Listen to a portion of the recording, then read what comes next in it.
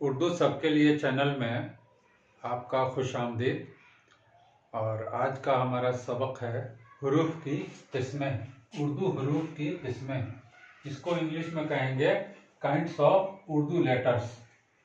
पिछले असबाक में मैंने हरूफ तहजीब के मुतालिक पढ़ाया था, लेकिन कुछ पॉइंट्स, कुछ चीज़ें बाकी रह गईं। मैं उन पर फिर रोशनी डालना मुनासिब समझता हूँ और ऐसे हरूफ की किस्मों पर मैं तज़किरा करूँगा जिन पर सवाल बन सकते हैं। किसी भी इम्तहानात में या किसी भी कंपटीशन में सवालात बन सकते हैं। तो जैसा कि बोर्ड पर लिखा गया है कि हरूफ तहजीब की किस्में वैसे तो बहुत होती हैं, लेकिन जिन पर सवाल एक नंबर का बन सकता है उनको मैंने बोर्ड पर तहरीर किया है। जैसे पहला देखिए, हरूफ मनकूत, दूसरा हरूफ गैर मनकूत, तीसरा हरूफ मुअहदा, हरूफ मसनात, हरूफ मसल्लस, हरूफ फौकानी, हरूफ तहतानी।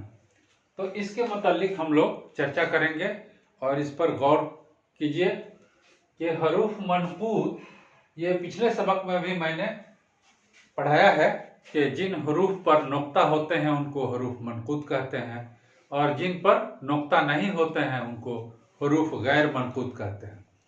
लेकिन आज हम लोग खास तौर से चर्चा करेंगे हरूफ मुअहदा और हरूफ मसनात, हरूफ मसल्लस, हरूफ फौकानी, हरूफ तहतानी। देखने में ये बड़ी छोटी चीजें हैं, लेकिन इन पर भी अगर सवाल पूछ दिया जाए इम्तहानों में तो अगर आप नहीं जानते हैं तो ये आपके लिए मुश्किल बन सकता है।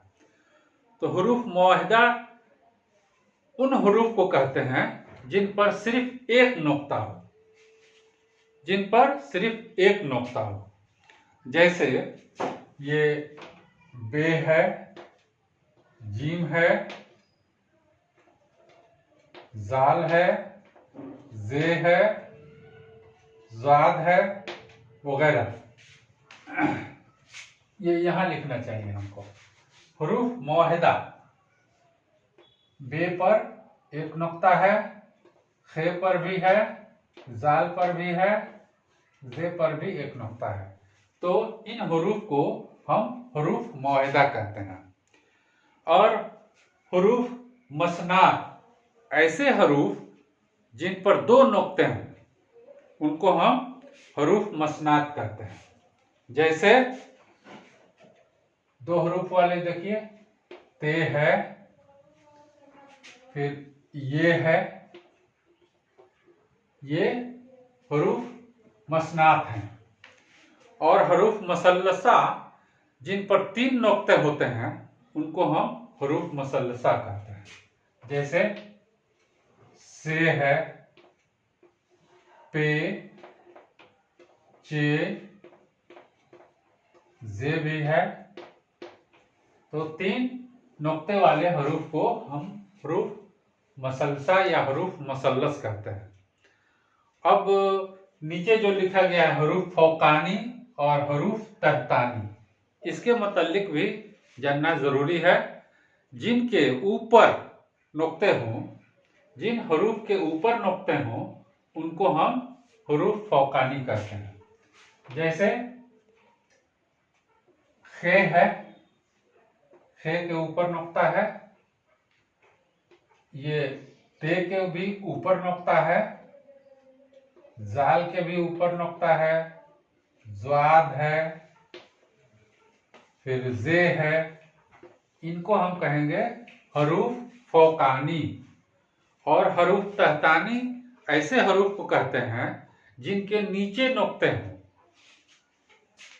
जैसे बे के नीचे नुक्ता है और पे के नीचे नुक्ता है और ये के नीचे भी नुक्ता है। तो इनको हम कहेंगे हरूफ तहतानी। तो इस तरह से इन बातों को भी जानना बेहद जरूरी है। आइए अब हम हरूफ के ही तहत हरूफ मखरज के बारे में जानें।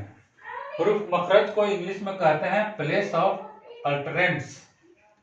क्या कहते हैं, प्लेस ऑफ अटरेंस।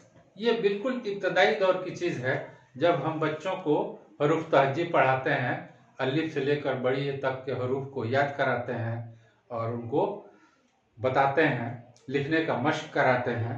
तो ये हरूफ हल्की वैसे हरूफ को कहते हैं जिसकी आवाज हम हलक से निकालते हैं, ये हलक इसको कहते हैं। तो इनको हम कहेंगे हरूफ हल्की। इसका अंग्रेजी होगा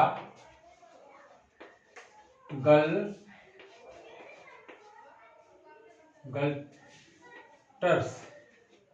इनको कहेंगे हम गल्टरल कहेंगे, गल्टरल। हरूफ हल्की यानी इनकी आवाज, इनका साउंड हलक से निकलता है। तो गार्जियन हजरात को, वालिदैन को ये चाहिए कि बच्चों को इसका मशक कराएं। ये सब कुछ स्कूल के भरोसे छोड़ देने से बच्चे ठीक से उर्दू नहीं पढ़ पाएंगे। और जिन बच्चों की आदत पड़ जाएगी हरूफ को अदा करने का तरीका, किस तरह से किस हर्फ को निकालेंगे, तो उर्दू की किताबें जब पढ़ेंगे वो, तो लफ्ज को सही सही तलफ़ुज़ करेंगे।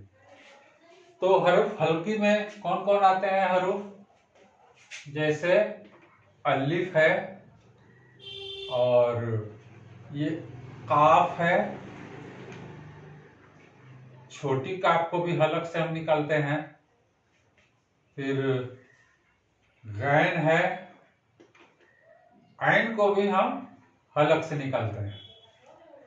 तो इस तरह से हरूफ हल्की आप को मशक कराना पड़ेगा। हे भी है, हे को भी हम हलक से ही निकालते हैं। अब रहा सवाल ये हरूफ खुनकी। हरूफ खुनकी जो है, इसको इंग्लिश में कहते हैं पैलेटल्स। पैलेटल्स। इनकी आवाज जब हम बोलते हैं इस हरूफ को, तो इनकी आवाज तालू से निकलती है, यानी जुबान के ऊपर का हिस्सा तालू कहलाता है, तो उससे इसकी आवाज निकलती है। जैसे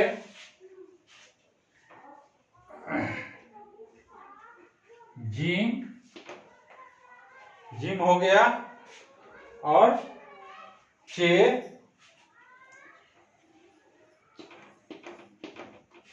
चे हो गया। फिर जाल, जे, शीन। इनको हम, इनकी आवाज कैसे निकलेगी, तालू से। इस बात को याद रखेंगे कि हरूफ खनकी की आवाज तालू से निकलती है। जात भी है, जात को भी हम तालू से ही निकालते हैं। अब है हरूफ असनानी। हरूफ असनानी को कहते हैं डेंटल्स।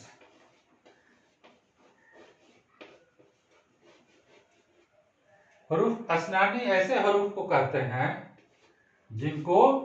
जिनकी आवाज दांत की मदद से निकाली जाए।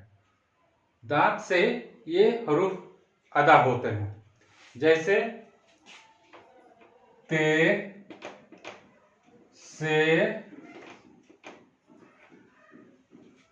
ये आप खुद मश्क करके देखेंगे कि इनकी आवाज दांत से निकलती है। दांत में जुबान टकराती है तब आवाज निकलती है। दाल, सीन, साद।